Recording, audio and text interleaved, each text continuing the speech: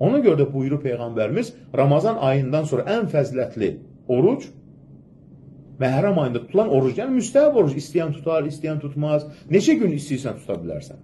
Həftənin 1-ci, 4-cü günü, hər gün ardıcı və ya gün aşırı, nəyə imkanın varsa. Buyurur, Ramazandan sonra ən fəzilətli oruc, Allahın ayı Məhrəmdə tutulan orucdur. Necə ki, fərz namaz, vacib namazlarından sonra isə ən üstün namaz nədir? Gecə namazı, təhəccüd namazı. Yəni, bu hədis açıq şəkildə göstərir ki, Məhrəm ayı könüllü oruc tutmaq üçün fəzilətli bir fürsətdir.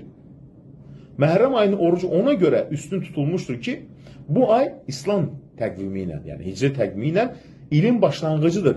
İlin əvvəlini orucla, yəni ən fəzilətli əməllə açılması, başlanması hikmətdir, gözəldir. Ona görə də Peyğəmbərimiz sallallahu aleyhi və səlləm təşviq edərdi və deyər ki, hər hansı bir bəndə Allah rizası üçün bir gün oruç tutarsa, Allah o oruca görə onu 70 il cəhənnəmdən uzaqlaşdırar.